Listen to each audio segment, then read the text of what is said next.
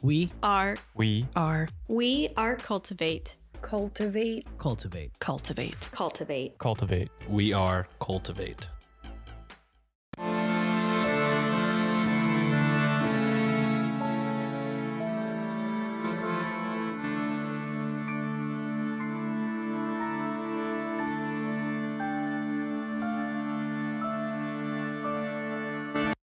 Hello and welcome to Ye Olde Crime, where we discuss the funny, strange, and obscure crimes of yesteryear.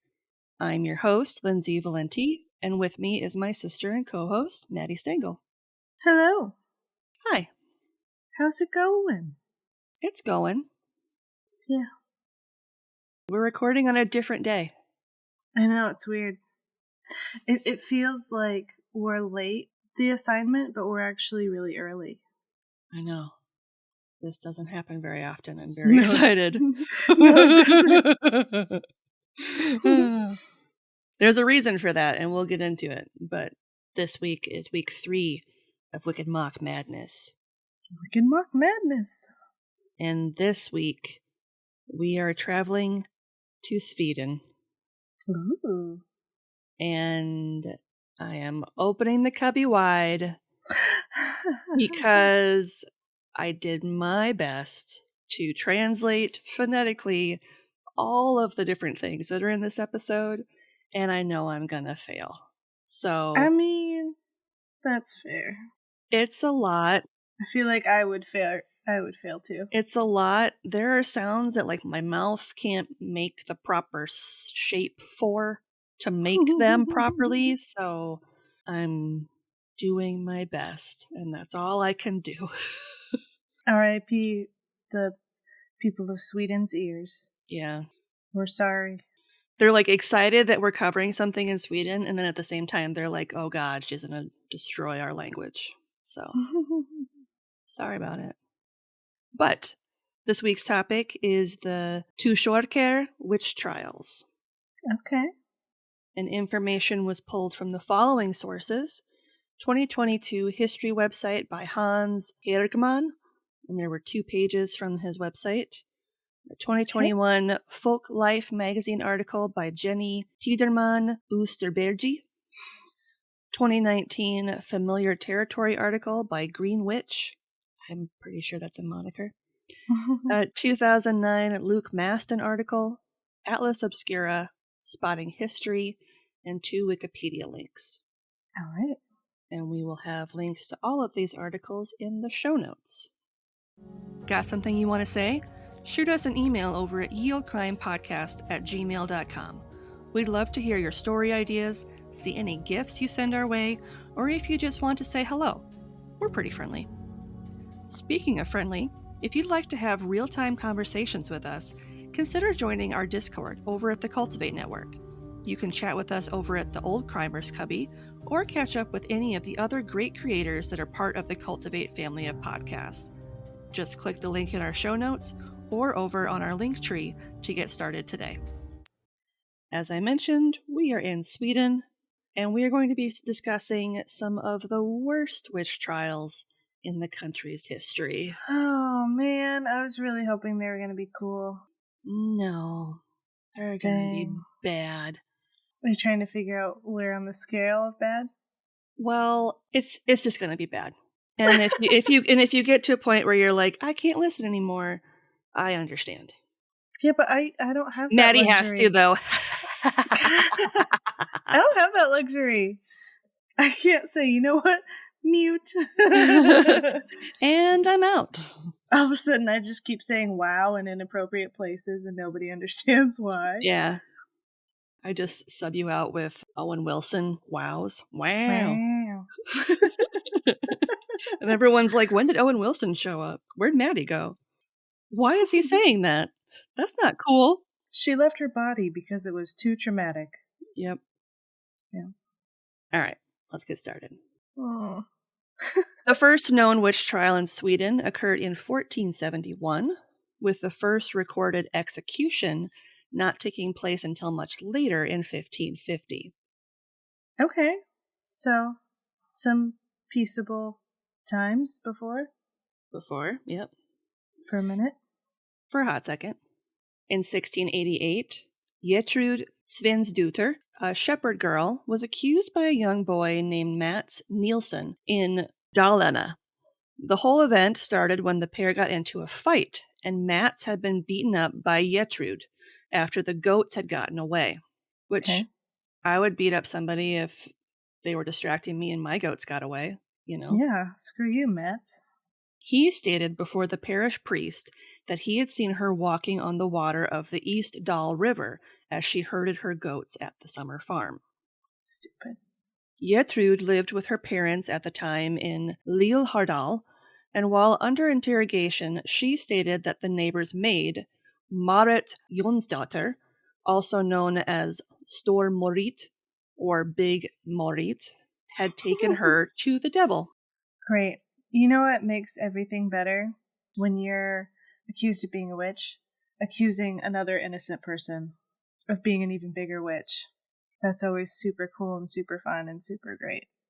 Oh, we haven't even scratched the surface yet, Maddie. Hmm. The local priest conducted her trial, and Gertrud was sentenced to death on September 13th, 1688, at the age of 12. Great. Great start. Thankfully, the court altered her punishment to flogging. Awesome. I mean, it's better than didn't- death, but at the same time, But, like, is not it? by much. Yeah, because that could, like, severely damage her body while she's growing. Mm-hmm. Yeah. However, the damage had been done. In naming Marit as a witch, she had unknowingly set in motion future witch hunts that would spread like a virus throughout the country. Great. The witches of Sweden were accused of witchcraft for a variety of reasons, but the chief amongst them was that they abducted children and took them to Satan's Sabbath at Bluakula, which in Swedish folklore is the legendary meadow where the devil held his earthly court. Sounds kind of cool. I mean, I'd go there. Do they have candy? Kids love candy. I hope they had, like, tea cakes or something. Right, like something that kids never got. Yeah. Yeah.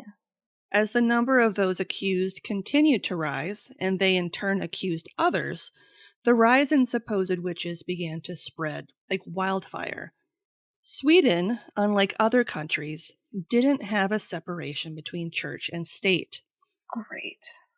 President of the commission, County Governor of Västernorrland, Baron Karl Spere, sent letters to every parish minister following his appointment in the spring of 1674, essentially ordering the clergy to use their sermons to inform their congregations of the crimes committed by witches. Cool. Let's fearmonger. Got it. Yep.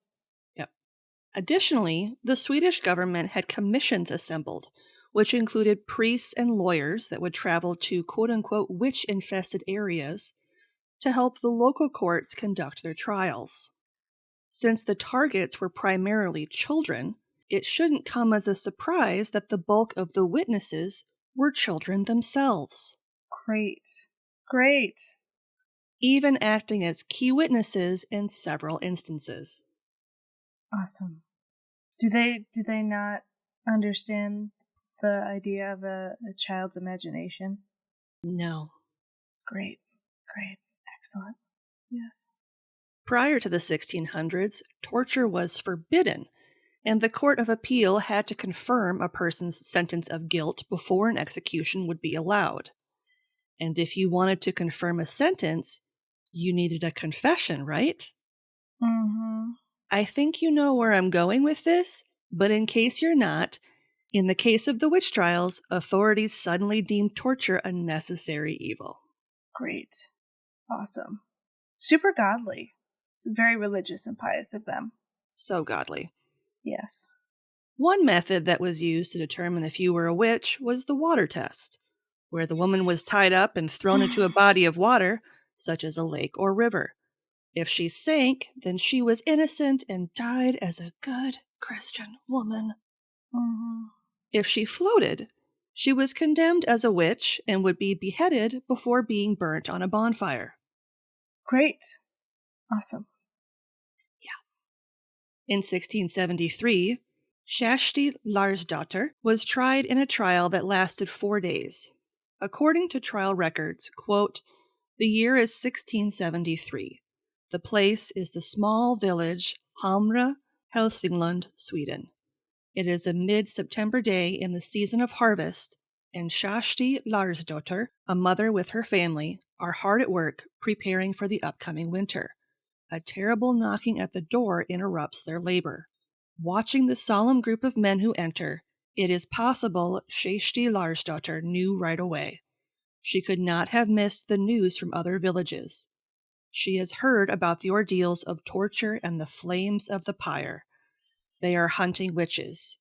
Accused, she falls to her knees. Her husband and children embrace her as she cries out, quote, 'Perhaps I will never come home to you ever again.'" End quote. Probably not. 54 children and others accused Shashti of taking children to the witches' Sabbath. 54. How? Why? 54 children knew her? Apparently. One boy even claimed that she had given him food that was actually a living snake. After he ate it, he could feel it twisting around in his stomach, and an angel appeared to him, telling him that the only way to rid himself of the snake was to confess all that had taken place to the parish priest. Following his confession, a snake crawled from his mouth, and his parents, along with 2 other adults, confirmed that his story was true. A girl swore that at the witches' Sabbath, Satan was able to speak through Shashti as serpents wriggled around her neck. Other child witnesses stated that black angels made them turn their backs to the altar as they cursed the Holy Communion, stating from a black book, quote, "Cursed be the Father, the Mother, and everything that dwells on earth," end quote. Interesting. From the trial notes, quote, "Shashti knelt and proclaimed, 'I know nothing of this. My suffering does not help that fact.' But the children continue. Shashti rode on the parish priest to the witches' Sabbath and forced them to take Satan's hand. She answers these charges, 'I do not know anything of this. Please, Lord in heaven, deliver me.' But the accusations of the children continue, this time in unison. At trial's end, the judge sentences Shashti to death by beheading, her body burned at the stake." End quote. It's awful. In 1674, the minister of Iterlanes parish, Laurentius Christophori Hunius, was directed by Johannes Vatrangius of Torsåker parish to conduct a special investigation of his followers.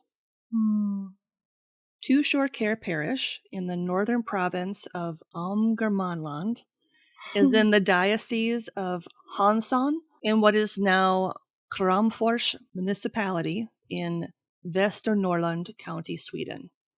The church dates all the way back to 1200 and originally had a Romanesque design before it was expanded in the 15th century. Okay. Lars, which is what I'm going to refer to this priest as from now on because his other name is way too long, was born as Lars Kristoffersson in Hansson in 1645 and changed his name once he joined the clergy. He studied theology in the 1660s and was ordained in 1672 while employed as an assistant to the parish minister Olaus Uruchini Rufinius, who led the services in Iterlanes as Torsåker's pastor. Okay. Upon his death, shortly after Lars became his assistant or his apprentice, Lars was appointed as the new assistant parish minister. During this point in history, it was common practice for a newly appointed minister to marry the widow or daughter of the minister who had just died. Okay. The practice was known as, quote, "preserve the minister's widow," end quote. Ew. And although Olaus was a widower himself, he did have an unmarried daughter named Britta Olafsdotter Rufinia, who was born in 1651. Okay. Lars married Britta at the parish minister's home in Sunanaker. Lars, who was known to be a zealot, Great. employed 2 boys that were known as Viskasar, or sage or wise boys, to stand guard at the door to the church in order to identify witches as they exited. Awesome. These sage boys were often orphans that would wander around looking for a job, and their ability to quote-unquote see the invisible mark on a witch's forehead made them very valuable to witch hunters. I'm sure. When one of the boys pointed to Britta, Lars' own wife, he slapped the boy soundly before he quickly apologized, stating that the sun had momentarily blinded him and he didn't know who he had been pointing at. The boys would get a coin for every witch they pointed out. Great. So super motivated. Yes. Awesome. In order to extract testimony, Lars would get the children, because remember it's the children that are testifying, to talk via whippings, by bathing them in the ice-cold water of a frozen lake, and putting them in an oven before threatening to light the fire and bake them. Wow. So just real life Grimm's fairy tales. Yeah. Great. He didn't live in a gingerbread house, but apparently he likes cannibalism. It sounds like Grimm was inspired by them. Something. Shit. Some of the children continued to suffer ill health after these intense interrogations and refused to go anywhere near the priest's house. Yeah, no shit. Even long after the trials had concluded and they were well into their adulthood. I bet. PTSD is a real thing. Yeah. Dicks? You dick? You freaking dick? You dicks? Way to be a dick, you dick. Baking children and throwing them in a lake. Oh, I don't know why this person doesn't like baking anymore.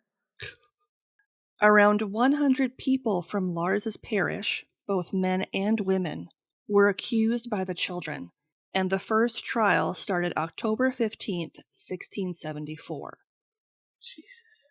Not much documentation was taken, and from what we can gather, the trials were much like others of their kind. The only difference being the number of accused, which included Lars' own mother, Elizabeth, and his aunt Moses, both of whom were found guilty and executed. Awesome. Yeah. Great.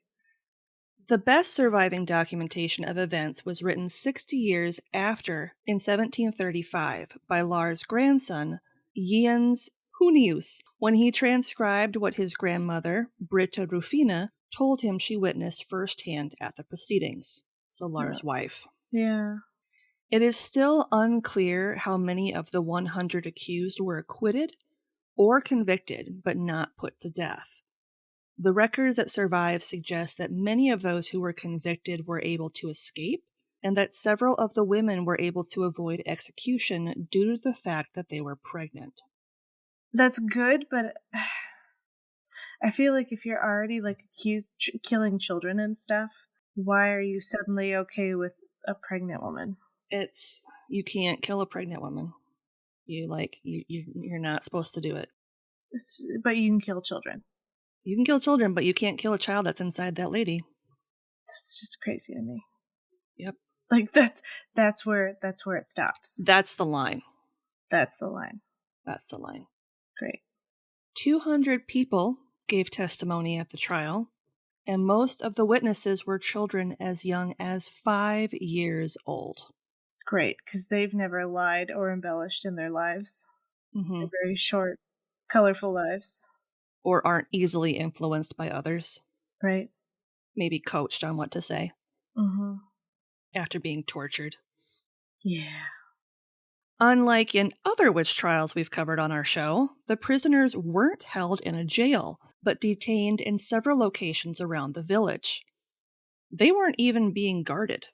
The accused were barely given any food, but were allowed to accept anything their relatives provided. Okay. The Hamar District Court found 60 of the 100 accused guilty of committing acts of witchcraft and sentenced them to death. The trials concluded on November 5th, 1674, and the minutes from the trial were presented to the Witchcraft Commission to confirm their verdict. The commission convicted another 11 people, bringing the total accused and guilty to 71. Of those sentenced to die, 20 were from Torsåker, 29 from Dal, and 22 from Iterlanes parishes. So they were all kind of like clustered together. Yeah. On June 1st, 1675, following a sermon in Torsåker Church, the 71 accused witches, which consisted of 65 women, 4 men, and 2 boys, were led to Bolberget, or Pyre Mountain, or Hexberget, or Witch Mountain, to be executed. Some of them were so weak from near starvation that they had to be carried to the site by their families. Great. In Yenin's book, his grandmother describes the events prior to their ascent. Quote, "Then they began to understand what would happen. Cries to heaven rose of vengeance over those who caused their innocent deaths, but no cries and no tears would help. Parents, men, and brothers held a fence of pikes," by which she meant that the men of the village, the family members of the prisoners, surrounded the prisoners with weapons so they couldn't escape. Yep. They were driven, 71 of them, of which only 2 could sing a psalm, which they repeated when they walked as soon as it ended. Many fainted on the way out of weakness and death wish, and those were carried by their families up until the place of execution, which was in the middle in the parish, half a mile from all the 3 churches, and called the Mountain of the Stake. End quote. Once they arrived at the designated spot, having been led there by Mayor Erik Lund from the city of Hansan, 2 executioners awaited the accused. All 71 were then decapitated at the base of the 3 bonfires away from the stakes so the blood wouldn't prevent it from burning. Great. Stripped naked by their families, and then burnt at the stake. These executions were conducted in a single day, giving it the horrendous distinction of being the largest mass killing of accused witches in recorded history. That's a nightmare. Britta shared with her grandson that after their loved ones were burnt, they simply went home, displaying no emotion, as if the experience had left them completely numb. Of those executed that day, the youngest woman was 18, and the eldest was 70. Wow. I'm now going to share with you the names of all those who were convicted and executed that day. Wife Britta in Vesterham, wife Saura in Cleon, wife Elisabetta in Aspbaby, wife Sigrid in Hamar, wife Barbro in Hirantnes, wife Anna in Biano, wife Marit in Vik, maid Annika in Aspbaby, wife Margrieta in Aspbaby, wife Barbro in Aspbaby, wife Margarita in Hula, wife Anna in Hembra, wife Morit in Helsingstad, wife Elisabeth in Salom, wife Saura in Salom, David Nielsen in Fanom, wife Marit in Rugsta, wife Karin in Kjarsta, wife Karin in Ashtad, wife Margarita in Uliastad, wife Anna in Oliastad, wife Brita in Ashtad, wife Ella in Nurum, wife Saura in Nurum, wife Karin in Oliastad, wife Brita in Oliastad, maid Sigrid in Ashtad, wife Anna in Oliastad, wife Saura in Ashtad, Nils Johansson in Kjarsta, wife Brita in Flugsäter, maid Shashti in Flugsäter, wife Brita in Flugsäter, wife Anna in Mu, maid Cecilia in Mu, wife Karin in Mu, wife Barbro in Douglas, maid Shashti in Douglas, wife Anna in Lefhawa, wife Moritz in Tun Sunyan, maid Brita in Lastad, maid Shashti in Lastad, maid Anna in Lastad, wife Barbro in Forsha, wife Margrieta in Lastad, wife Siagrid in Nas, wife Morit in Nas, wife Anna in Nas, wife Elisabetta in Nas, halt Karin in Nas, wife Margarita in Sunanaker, wife Cecilia in Blastad, wife Ingrid in Brosta, maid Brita in Nas, Erik Johansson in Lastad, Guba Britta in Nyland, wife Cecilia in Nyland, wife Brita in Nas, Fauschfin wife Margarita, old wife Sigrid in Hamar, boy Olaf Olsson in Hula, boy Ole in Oelsta, boy Ola in Nurum, boy Paul in Nurum, girl Marta in Ulestad, boy Andesh in Tunwerin, wife Shashti in Lefawe, wife Maureen in Nas, maid Anna in Asbaby, wife Agda in Mu, and maid Margrieta in Lastad. That's just insane. Similar to the trials we covered a few weeks ago in Poland, executions were supposed to be confirmed by a higher court before they were conducted. Commissions in local courts were supposed to report their sentences first before the testimonies were reviewed by higher courts. Once confirmation that the execution was approved, then they could be conducted. In this instance, as in so many that were conducted in Poland, the parish church did what they wanted instead of going through the official channels. Yep. The commission in Torsåker were called to the capital to answer for their actions. Following this mass execution, no more capital punishments were conducted in Torsåker, but the damage had already been done. At the end, 1/5 of the women from the parish had been falsely accused of committing acts of heresy and been burnt at the stake. That's insane. That's so many people. This doesn't mean that more witch trials didn't take place. The very last witch trial and execution was that of Malin Matsdotter in Stockholm on August 5th, 1676, during the Katarina witch trials. She was the only registered case in Sweden in which a witch was burned alive. Oh, man. In all other cases, they were beheaded first. Do you know why she was different? I don't know. That same day, Anna Simonsdotter was also executed for committing witchcraft with Malin, although unlike her, she was beheaded before she was burnt on a bonfire. Following this, the higher courts ruled that testimony from child witnesses was unreliable and could not be used in court. Wow, how many years later? Yeah, like 100-some years later? Yeah.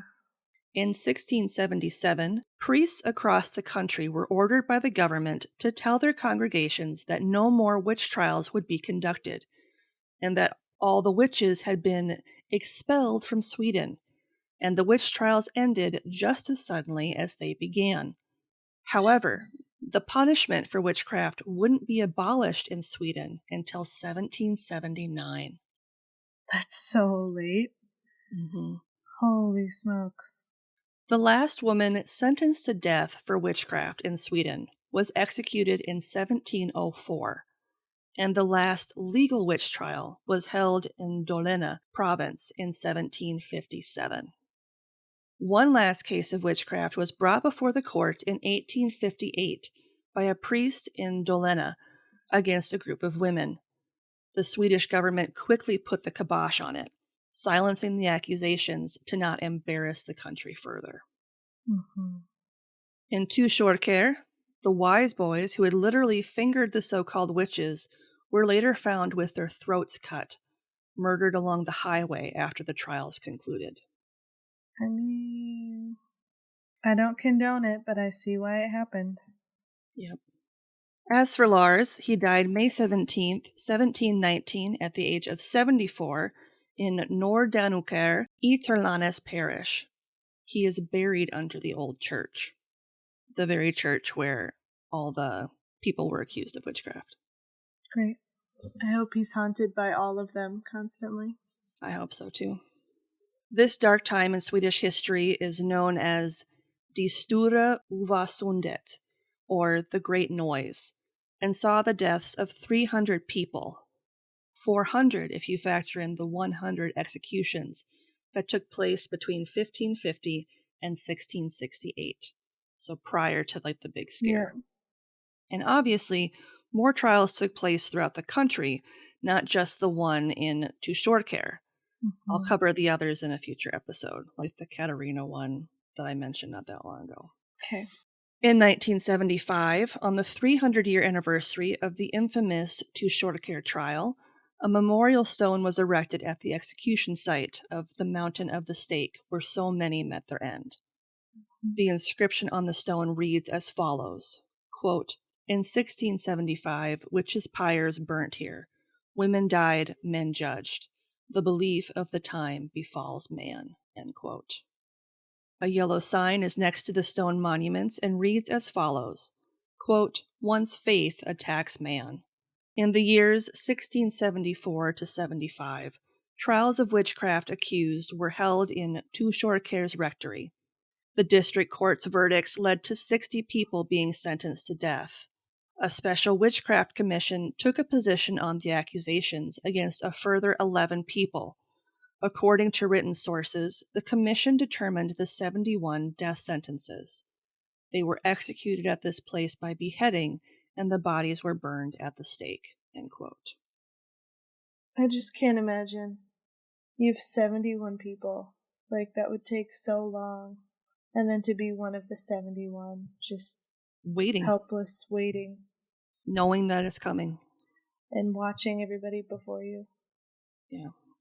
Today you can visit the spot after hiking up a designated trail called the Witch's Path, which is 4.6 miles or 7.5 kilometers from the Torsåker church. There are other spots around the village from which you can drive to a parking lot near the site. A museum dedicated to the trials and its victims is located in the nearby town of Prestmoon. How haunted do you think all of that is, especially in the mountains? Oh my god. So freaking haunted. Has to be super haunted. No thank you. Yeah. Absolutely no not. Thank you. Nope. I mean, the monuments are beautiful. Oh, I'm but sure. there's no way in hell. No way in hell I'd go up there. Nope. Nope. All bad. Mm-hmm. All bad. Bad vibes. And it's not for people who are like, oh, the witches aren't haunting them. That's not what I'm saying. Mm-hmm. I'm saying, when you have that much death and, sadness and pain in one spot. And trauma, it changes things. Shit changes in that spot. And, no thank you. No mas. If you're interested in ad-free content, consider supporting us with a one-time donation either over on Buy Me a Coffee or our Venmo page, both of which are in our link tree and in the show notes. If you'd like early ad-free content, not to mention some bonus material, become a member of our Patreon today for as low as $1 a month. Hi, this is Kelly Chase from the History Detective Podcast. If you enjoy learning about some of the people who probably didn't feature in your history textbooks, History Detective is for you. You'll meet warrior women from Russia, Japan, Vietnam, and India. You'll hear fascinating stories from Australian history, and you may even find out some quirky facts about the people who feature on the Australian currency. Just search for History Detective in your favourite podcast app. See you soon. This week's podcast plug is the History Detective podcast from the USA Network. Nice. Hosted by Kelly Chase, History Detective is a podcast for teachers, students, and lovers of history. It delves into stories from the past that don't always get told in the textbooks. Every episode will include an original song that complements the topic. It is a classroom-friendly resource that aligns with history curriculums. Nice. And each episode is around a half hour or less. That's awesome. So we'll have a link to her show in the show notes if you want to give it a listen. Cool. And on that note, what's something good you'd like to share? Nothing from this episode. Damn. I was going to say, please be something good. I know. This episode was so bad. Oh, man. I don't know. I guess the best thing that's happened between when we last spoke, 2 days ago, and now. Yeah. Willie got groomed for the first time in a minute. Yay! And he's so handsome, and he feels handsome. And he got his toes. He's got his nails done, and he's all trimmed up, and he looks like a handsome young man. Kona got groomed today, too. Instead of like the Grinch look that he gets Grinch feet. He does. It's really cute. It is really cute. I just feel bad because it's uncomfortable for him when it gets to a certain length. But yeah, he feels pretty now, and so it's very nice. How about you? What's one good thing? By the time this episode comes out, this trip will have already taken place.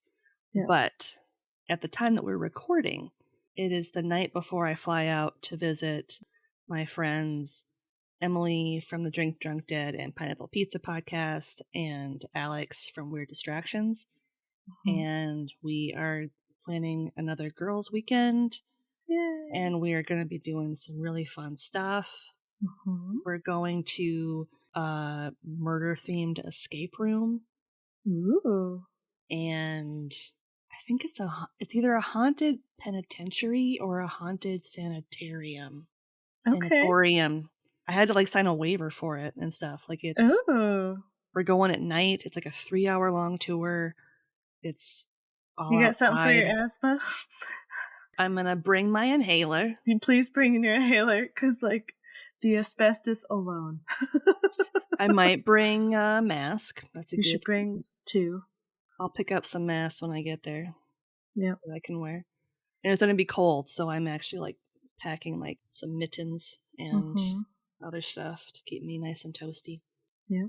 But I'm really excited to see my friends. I bet. It's nice seeing my friends and getting away from my kids for a little while. Not that I don't love my family, but it's nice to just have some me time. Well, you recently had a family trip, so I kind of need it right now. I completely understand the desire to just be away from. Yeah. Just be done for a little having bit. To make decisions. Yeah. Be an adult. You can be a kid for a little bit. Do fun stuff. So excited. All right. Shall we? We shall. Looking for more content? You can find us online at yeoldecrimepodcast.com. If you'd like to see pictures from this week's episode, not to mention bonus content and funny memes, make sure to follow us on Twitter at yeoldecrimepod and on Facebook and Instagram at yeoldecrimepodcast. On TikTok? Of course you are. Follow us at yeoldecrimepodcast. A great way to support the show, if you can't do so financially, is to leave us a 5-star rating and review on Apple Podcasts, Podchaser, Good Pods, or wherever you can leave us a review. This week's comes from LISE0407 on Apple Podcasts, and they say, "Love this podcast. Currently binging your show and loving it. I started from the beginning and just finished episode 75. Trying to catch up so I can be current. Great show." Nice, thank you. This is kind of an older review, so I'm sure by the time I'm reading this out loud, they have caught up. Thank you for being a listener and for binging from the beginning. Everyone who starts at the beginning, I'm like, thank you for sticking around. Hey, we were cool. I still love the demonic origins of, why can't I think of what it's called? It's not taxidermy. It's with the puppet. What do you call it? Ventriloquism? Ventriloquism. Thank you. I Mhm. still like that episode. I thought that one was awesome. As always, you know what my answer is. I don't remember. Animal crimes! I know that's your favorite. I should try to figure out if I can do a part 2 for that. That would be amazing. I feel like I deserve that after this week's episode. Oh, God. I deserve an Animal Crimes 2.0 for all my pain and suffering. I'm hoping that... Oh, they're probably not going to get better.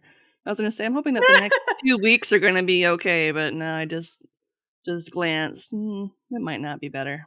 But hopefully it won't be as sad. That's all we can hope for. Okay. If you want a playlist of all our episodes on YouTube, click the link in our show notes or in our link tree and subscribe today for not only a list of our full catalog, but a separate list as well, just of our Can You Crack the Cramp Word segments. And on that note, as always, I'm Lindsay. And I'm Madison. And we'll see you next time with another tale As old as crime.